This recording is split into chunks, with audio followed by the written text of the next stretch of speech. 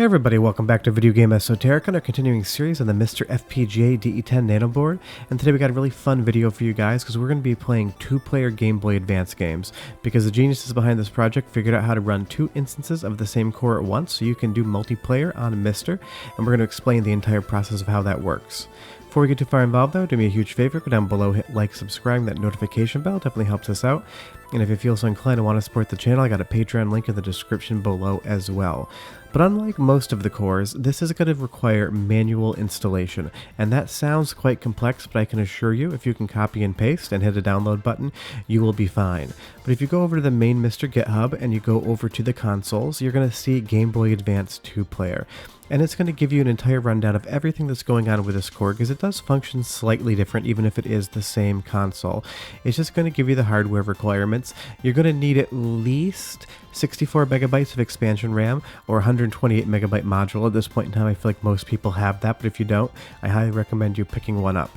And we're going to have to be doing some folder creation in your MiSTer SD card under the games folder. I will go over all of that in detail, but basically all the different information you need is on the GitHub page. It's going to explain what BIOS files you need, and we'll explain how to get those over to the right folder as well. And it just gives you some status of this because these are in beta. Some games will not work. It's not a knock against the core. This is mostly just showing you how to set it up. It's not a review on every single thing involved in it.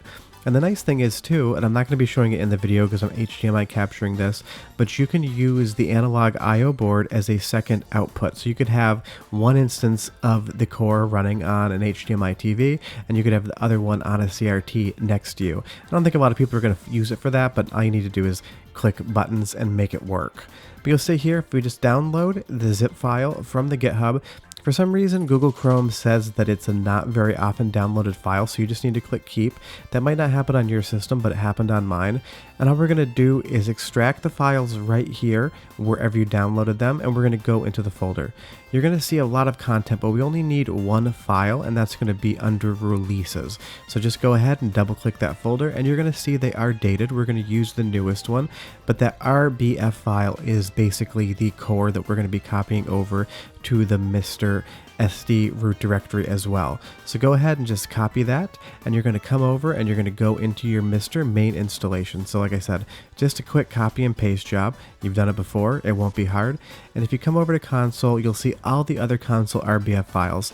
Just go ahead and paste the file that you downloaded, that RBF we just selected, into the folder, and that is it. We've installed the core. Now it's not 100% ready to use yet. In games, we need to create a new folder called GBA2P. It's capitalized on GitHub, so I left it capitalized. I would assume it would work lowercase, but just pay attention to it. And go ahead and copy the boot.rom folder from your Game Boy Advance folder into the Game Boy Advance 2-player. Don't move it or else you'll break the Game Boy core. Just make sure you copy and paste. And if you want to add any other ROMs from one folder to the other, you can navigate to your Game Boy Advance ROM folder to play them from there. But I just recommend if there's anything you want that's a two-player game, you just copy and paste it into the new folder, because honestly, these files are so small it's really not going to make a difference. But now that we're over into the core, you're going to see that we have a lot of options for video, and this is subjective how you want to do it. You can split the screen vertically or you can split it horizontally. You can have screen 1 or screen 2 on HDMI. You have a lot of options. I prefer horizontal, and I really do like the screen split in the middle. You can leave it off if you want, totally your option. And you can have the audio coming from different cores. You can have it from core 1, core 2, you can mix it together. This has so many options. Pick what sounds good to you. I just leave the audio on core 1 for this capture because it makes it easy. And you have different scaling options as well. And you can even set to pause the core when the on-screen display is open. Just make sure you map all your controls first, and all of your controllers have been mapped in the main MiSTer menu so you know it's going to work. But you get right into the game. We're taking a look at F-Zero right here, and all you need to do is pick whatever multi-pack or multiplayer version is required, and everything's going to work relatively well. And you'll see here, unfortunately, I didn't have a second person at home. My wife is at work, so I'm playing both consoles at the same time. At certain points in time, I'm using my mouth to push buttons. Don't worry about it. I wanted to show you guys this, so just bear with me. But everything works exactly like you would expect it to. The cores sync up perfectly. All the inputs, there's no lag even though you have 2 inputs on 2 cores going at once. It's really impressive that they were able to get both of these instances of the Game Boy Advance running on the DE-10 Nano board with all the logic gates there. So a huge shout out to all the developers that were responsible for this, because this is just straight up cool. It's amazing to have 2-player support. And just so you can see it without just the logo, we can see screen 1, we can see screen 2, we can split them vertically or horizontally. Like I said, 100% your choice what you like. I just really like the horizontal split because I have played this core with my wife. I tested it before I did this video and we had a ton of fun on a 16:9 TV with the horizontal split. It works the best. But as good as this plays, I was wondering, is the video quality going to be slightly less? Is the audio quality going to be slightly off because it is kind of running these 2 instances? And what I can tell you is I had absolutely no issues with anything whatsoever. Every once in a while there's a little bit of flicker when these 2 instances are syncing up, but I remember the Game Boy Advances doing that as well. But the music is still absolutely outstanding, so go ahead and listen for like 30-45 seconds. You can tell it sounds as good as the main core, and I'll be right back.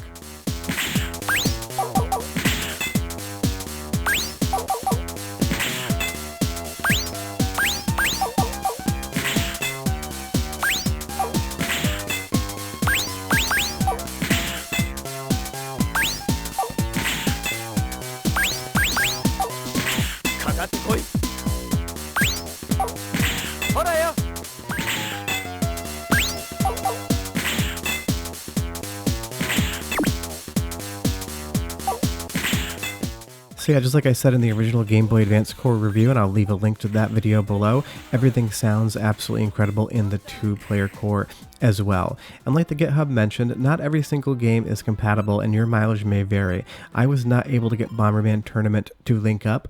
Once I go into the host a game, I get an ear-piercingly high screech in the background, and it just never works. That's not a knock against the core, it's still in development. This is more just showing you how to use it and what you can do. But things like Mario Golf work incredibly well, and I'm just showing you the intro because I love just how accurate the sync is between both instances of the Game Boy Advance running.